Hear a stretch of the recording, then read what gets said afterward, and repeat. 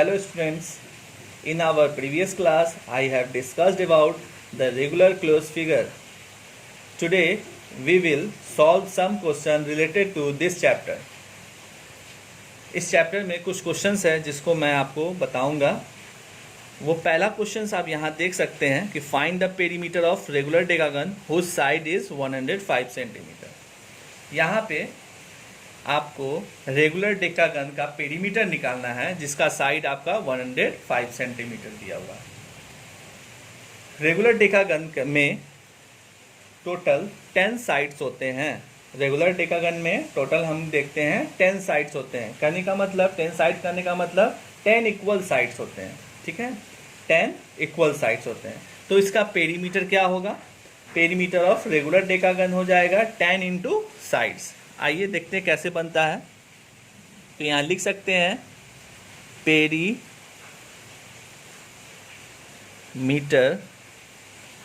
Of regular decagon is equal to 10 into side whose side is given 105 centimeter, 10 into 105। अब इसको हम लोग क्या करेंगे, सॉल्व करेंगे तो 1050 सेंटीमीटर हो जाएगा। तो इसका मतलब perimeter of regular decagon equal to 10 into side, जहाँ पे आपको साइड पता था 105 था, अब ये मल्टीप्लाई कर लिए 1050 सेंटीमीटर हो गया।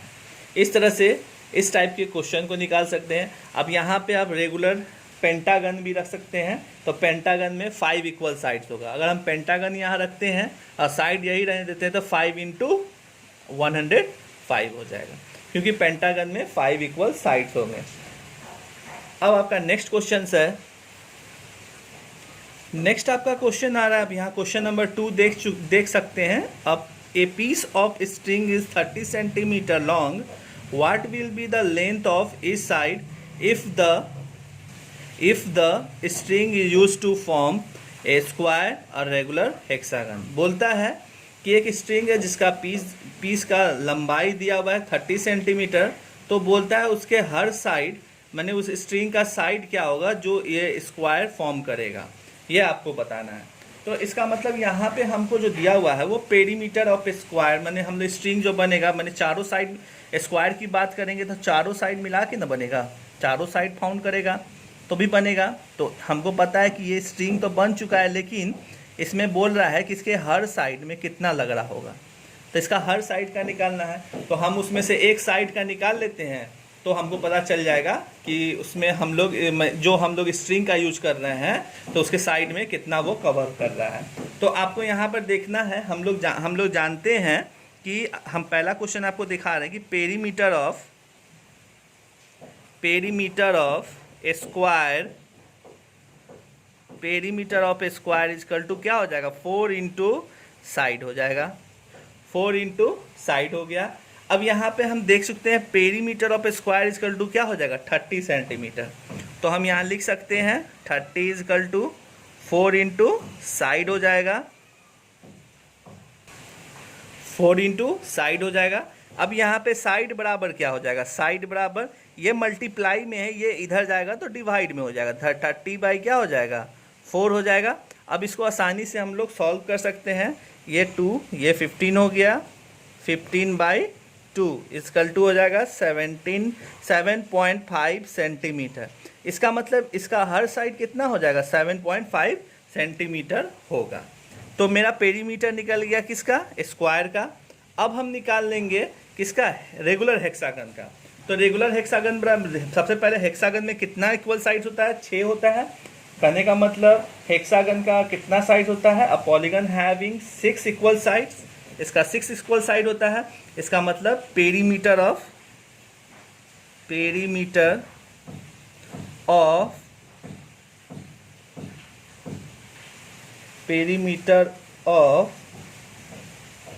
ए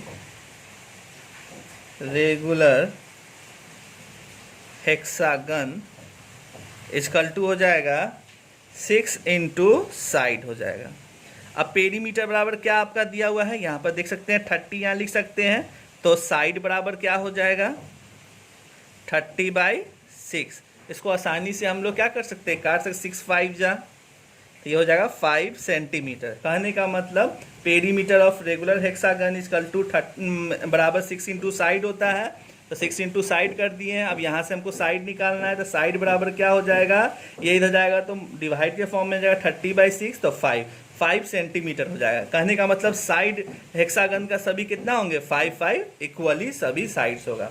इस तरह से इस क्वेश्चन को हम लोग सॉल्व करते हैं। अगर आपको आगे बोला जाएगा कि रेगुलर आपको डेकागन का निकालना, तो हम लोग आराम से निकाल सकते हैं। Perimeter of decagon equal to 10 into side, तो वहाँ पर से भी हम लोग साइड को निकाल देंगे, तो साइड आपका क्या हो जाएगा 3 सेंटीमीटर हो जाएगा।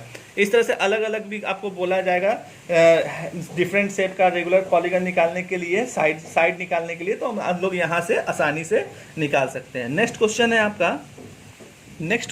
आपका find the cost of finishing a rectangular park of side 20 metre and 10 metre at the rate of 6 rupees per metre. कहने का मतलब एक रेक्टेंगुलर पार्क है जिसकी लेंथ और ब्रेथ आपका दिया हुआ है, उसको फिनिशिंग करना है 6 रुपये प्रति मीटर के अनुसार। तो आपको उसका कॉस्ट निकालना है कि उसको फिनिशिंग करने में कितना कॉस्ट लगेगा।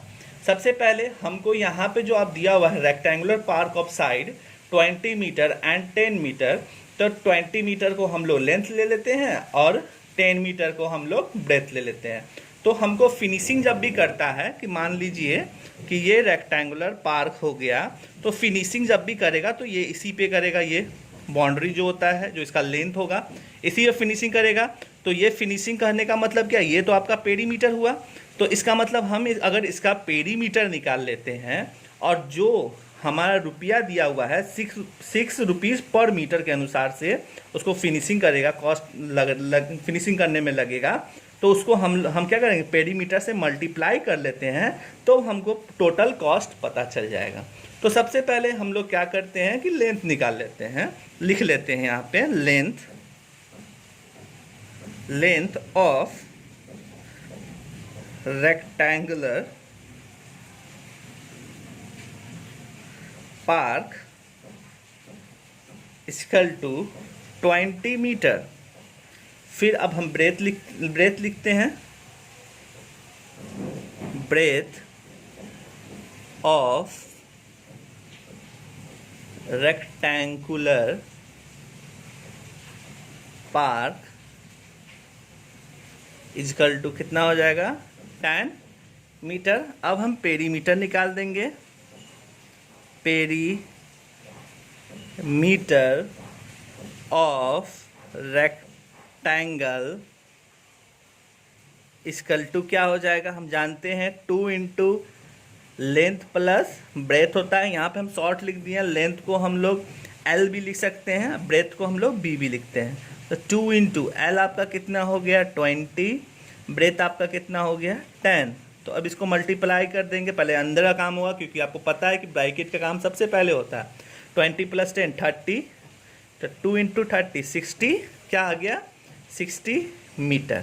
60 मीटर आपका पेरीमीटर निकाल दिया। और जो आपका कॉस्ट दिया हुआ है उससे हम लोग क्या कर देते हैं, जो आपका रेट दिया हुआ है प्रति दर के अनुसार वो उसको फिनिशिंग करने में खर्च लगेगा, तो उससे हम लोग मल्टीप्लाई कर देते हैं, तो हमको पता चल जाएगा टोटल कॉस्ट हमको फिनिशिंग में कितना लगेगा।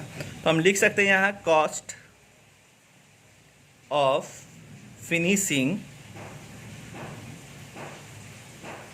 it at the rate